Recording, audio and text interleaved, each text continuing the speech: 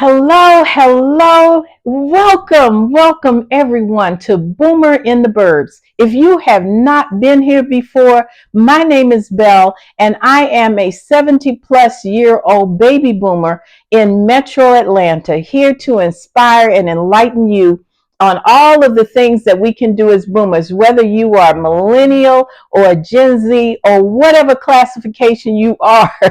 You are welcome to this channel, and I thank you for being here. I want to send a shout out to my subscribers. I am up to 200 subscribers. I started with 12 less than 2 months ago, and I'm so excited. I appreciate each and every one of you being here, and I thank you for putting up with all of the videos, the fail lighting, the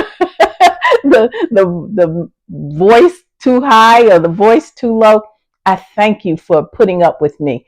And I would like to take this time out right now to take a few minutes just to talk to you, continue to talk to you about multiple sources of income, how you as a boomer or as a millennial or a Gen Z may not just want to wait and work that one job. You may have had other sources of income.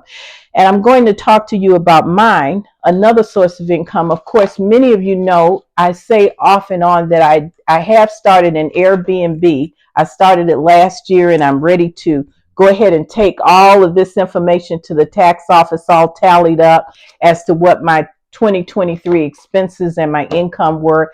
And I'm also going to take my business for selling pecans. I may have alluded to that in several videos, but I'm going to show you tonight about that business and then tell you how I was inspired when I was a little girl. But I have to tell you about the pecans. I started making them 20 years ago, and Kat from Dixie Glass Hoppers just encouraged me to start a business, and I did. And I have a good amount of people who order continuously from me, and then people who taste it ask again. So I formed an LLC, which is very easy here in the state of Georgia, costs about $50 a year. And I started my business under the LLC. And I also decided to get a cottage food license so that I would know how to safely serve you from my kitchen. And I had to get that through the Department of Agriculture. I had to get that from them to operate my business out of my kitchen and out of my home. And then, of course, the cottage license tells me what I can legally sell through them. And it's cupcakes and jellies and jams and candied nuts and things like that. So it has a lot of things that I can actually sell under this license. And I do well with the candied pecans. That's my specialty, even though I do jellies and jams. And sometimes it may just come down to a few dollars for us, you know, and it really is a wonderful business. You just have to keep things in order, but you can do it too. And by the way, what are you doing? What do you do in order to create a business for yourself? I have business cards. I have a flyer. I haven't gone into Shopify like I need to, and I haven't gone into all of the things online that I could do. I'm not selling outside the state or anything, but I have put my candied pecans in little plastic mason jar bags that you might have seen around.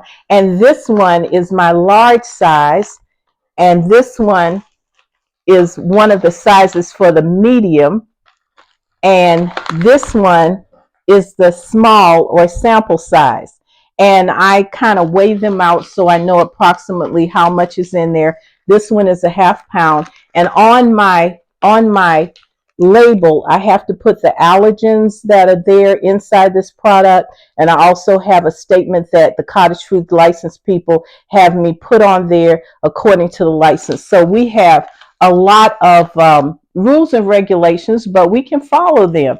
And then sometimes I add some inspirational messages with my stickers on some of them. And of course, still, I have my labeling on there. So you can do it. I mean, you grow with your business. You learn as you do.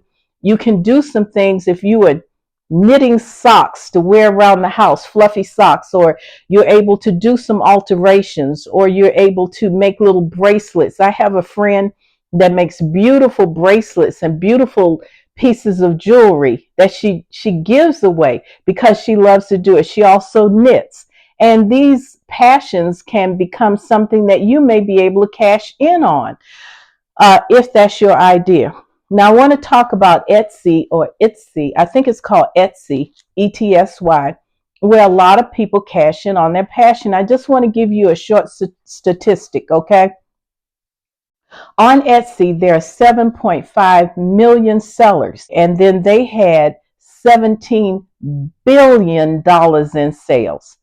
And out of that, they have 96.3 million buyers that are regulars that come on Etsy. And we know that, okay, we're not going to be billionaires behind it. But like I said, sometimes it comes down to having $100 at the end of the month. And you can generate sales with what you do. You can get licenses for them, or you can just try out things with your relatives, but do it. And I want you to tell me what you do, what has inspired you, what kinds of things you do to that you could possibly use in sales. Is it that lip smacking coconut cake that people demand around the holidays? Is it a pie?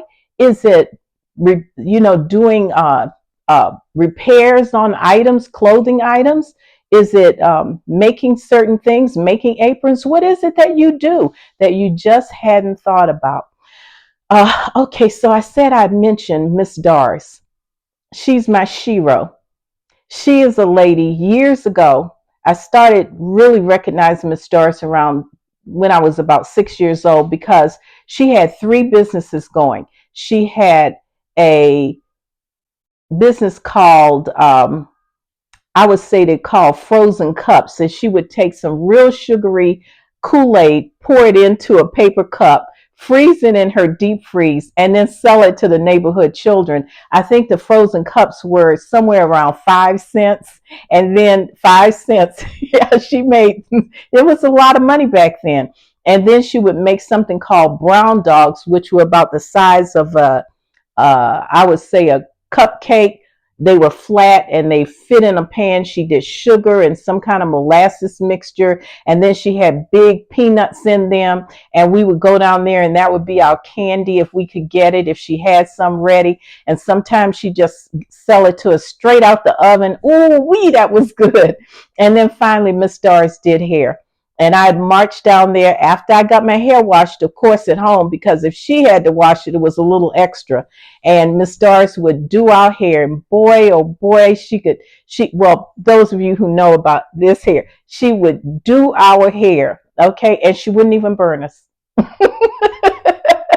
And we loved to go down to Miss Doris's because she was always doing something. She would sell a brown dog, then she'd come back and straighten. Then she would sell a frozen cup. Then she'd come back and straighten. And it was lovely, lovely. I mean to tell you, Miss Doris was the first entrepreneur that I knew who had a business outside of a little store.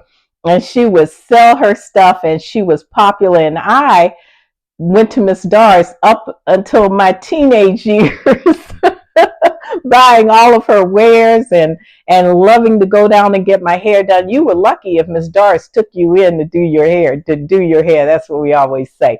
But at any rate, she was one of my sheroes. And so what can you do to create some kind of a little cash? Or what are you doing wherever you are to create some kind of extra income?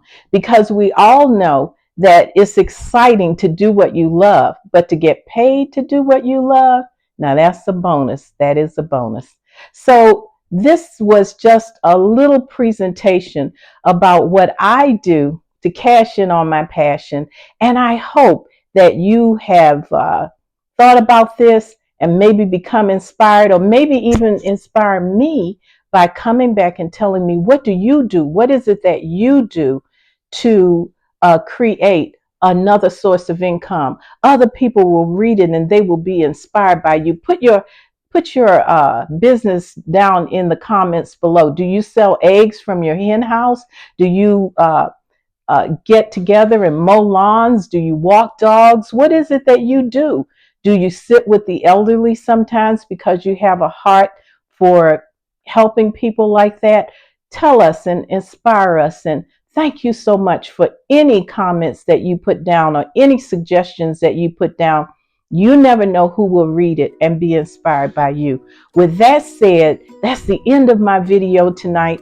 I had a lot of things going on this week, and I know you have too. This weather has been crazy for some of you, and I know because I've been caught up in a hurricane several times when I was in the Carolinas, snowstorms when we lived in Washington, D.C. So there's a lot of things going on for each and every one of us, but I hope you are well. I hope you are thriving, not just surviving. And I just want to tell you at the end of this video to remember always that I love you, and that is why I'm here. And thank you for inspiring me by subscribing to the channel. And I hope that this has been an inspiration to you. I want you to keep on going. Do what you have to do. I hope to see you in another video. I hope you'll comment. Bye-bye. Thank you.